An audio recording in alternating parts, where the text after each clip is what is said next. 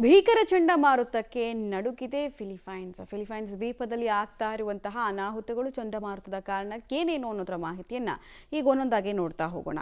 ಈಗಾಗಲೇ ಈ ಚಂಡಮಾರುತಕ್ಕೆ 40ಕ್ಕೂ ಹೆಚ್ಚು ಜನ ಬಲಿಯಾಗಿದ್ದಾರಂತೆ. ಹಲವು ಜನ ಸಂತ್ರಸ್ತರಾಗಿದ್ದಾರೆ.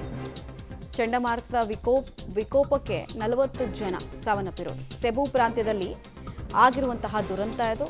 ಪ್ರಳಯಾಂತಕವಾಗಿತ್ತು ಚಂಡಮಾರುತ.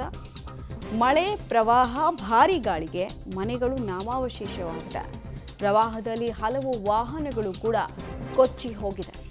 ಗಂಟೆಗೆ 130 ಕಿಲೋಮೀಟರ್ ವೇಗದಲ್ಲಿ ಗಾಳಿ ಬೀಸ್ತಾ ಇದೆ. ತಾಲ್ಸೆ, ಮೌಂಡಾ ಹಾಗೂ ಲಿಲೋನ್, ಸೆಬು ನಗರ ಮುಳುಗಡೆಯಾಗಿದೆ ಪ್ರವಾಹದ ಕಾರಣಕ್ಕೆ.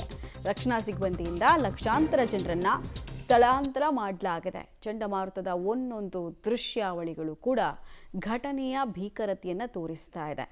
ನಗರ ಪ್ರದೇಶದಲ್ಲಿ ನದಿಯಂತೆ ಹರಿತಾ ಇದೆ ನೀರು. ಅದರಲ್ಲಿ ಐಷಾರಾಮಿ ಕಾರುಗಳು ಕೂಡ ಕೊಚ್ಚಿ ಹೋಗ್ತಾ ಇರೋದು ಕಂಡು ಬರ್ತಾ ಇದೆ.